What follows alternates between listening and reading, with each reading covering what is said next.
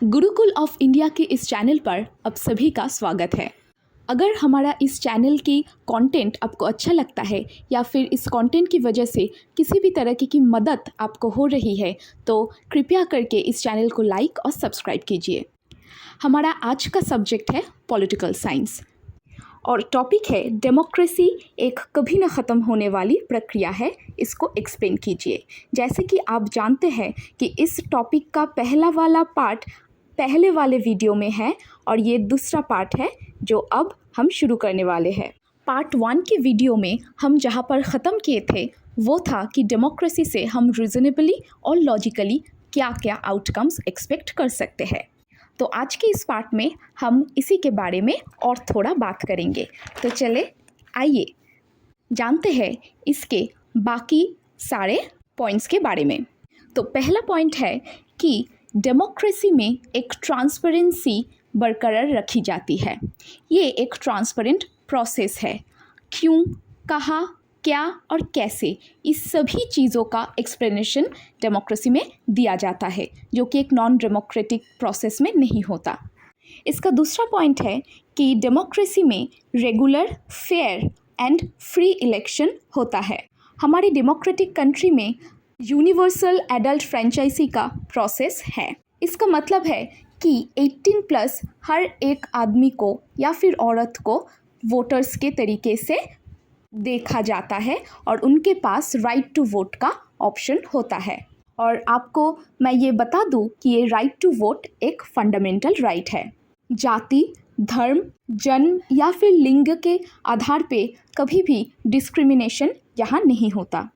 Next point है कि public कभी भी कहीं भी डेमोक्रेटिक इस प्रोसेस का क्रिटिसाइज़ कर सकते हैं, इसको स्क्रूटिनाइज कर सकते हैं और डिसीशंस और पॉलिसीज़ और जजमेंट्स का क्रिटिसाइज भी कर सकते हैं।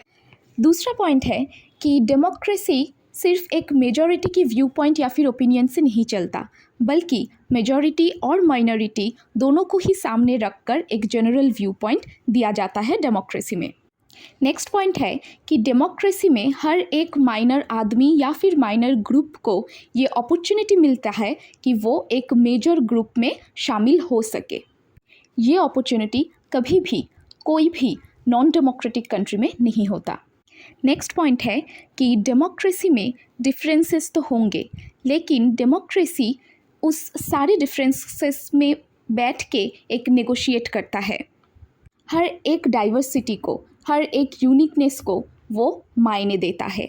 जैसे कि अगर कोई कल्चर है या फिर कोई लैंग्वेज है या फिर कोई लोग है जो एक दूसरे से अलग है, तो वो सभी लोगों को बैठकर उनमें एक बातचीत का अपॉर्चुनिटी देता है। डेमोक्रेसी में अगर कुछ अलग है तो इसका मतलब ये नहीं कि वो गलत है। इसीलिए हम कह सकते हैं कि डेमोक्रेसी एक इंक्लूसिव कैरेक्टर की है, जो अपने आप में हर एक यूनिकनेस को, हर एक डिफरेंसेस को इंक्लूड करता है। नेक्स्ट पॉइंट, डेमोक्रेसी का मतलब ये नहीं है कि वो इकोनॉमिक ग्रोथ की गारंटी देता है या फिर सोशल इक्वलिटी की गारंटी देता है, लेकिन डेमोक्रेसी की खासियत ये है कि इन सारे प्रॉब्लम्स को वो पहचानता है, इन सारे इश्यूज़ को वो प्रॉब्लम की तरीके से, प्रॉब्लम की तरह वो इसको रिकॉग्नाइज करता है और इसका सल्यूशन ढूंढने में मदद करते हैं देश की लोगों की।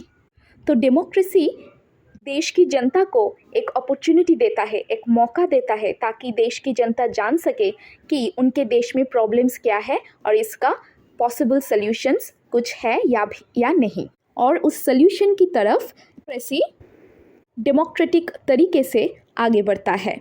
लोगों को अगर गवर्नमेंट के किसी पॉलिसी को लेकर या फिर कोई कोर्ट की कोई जजमेंट को लेकर कोई दिक्कत होता है या फिर वो अगर वो नहीं मान सकते, तो फिर जनता के पास ऑप्शन होता है कि वो गवर्नमेंट को अपनी प्रोटेस्ट के द्वारा या फिर प्रेशर ग्रुप के द्वारा या फिर पिटिशन के द्वारा गवर्नमेंट को पुश करे ताकि वो अपना जो डिसीजन है वो बदल दे।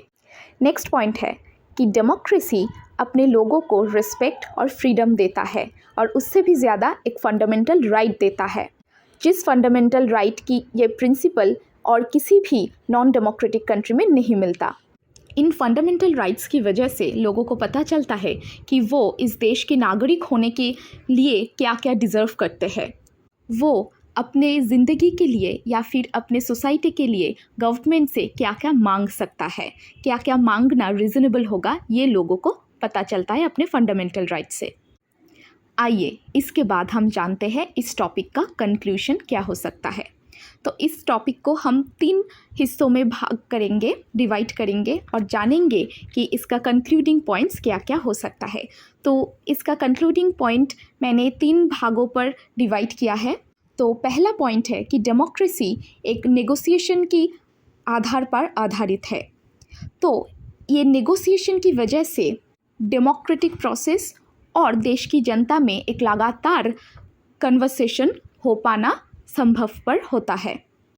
लोगों के चुने गए गवर्नमेंट और लोगों के बीच एक कन्वर्सेशन ऐसे ही बरकरार रखती है डेमोक्रेसी।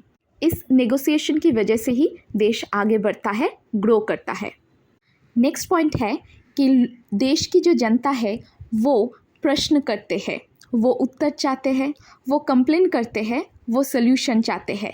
ये जो फैक्ट है ये खुद में ही एक डेमोक्रेसी की प्रूफ है। इसका लास्ट पॉइंट है कि लोगों को जब डेमोक्रेसी की कुछ बेनिफिट मिलती है तो वो और ज़्यादा बेनिफिट चाहते हैं। तो इसी तरह डेमोक्रेसी से एक्सपेक्टेशंस कभी ख़त्म नहीं होती और ये ना ख़त्म होने वाली एक्सपेक्टेशंस ही डेमोक्रेसी को एक प्रोसेस में ले जाता है और इसको और भी डीप रूटेड करता है। लोग जितना डेमोक्रेसी से बेनिफिट चाहेंगे, डेमोक्रेसी उतना ही दिन ब दिन बेटर होता जाएगा और डेमोक्रेसी जितना बेहतर होगा उतना ही लोगों की जीवन भी बेहतर होती रहेंगी। ऐसे ही डेमोक्रेसी और डेमोक्रेटिक कंट्री में ग्रोथ विस्तारित होते रहते हैं और इसीलिए हम कह सकते हैं कि डेमोक्रेसी एक कभी ना ख़त्म होने वाली प्रक्रिया है।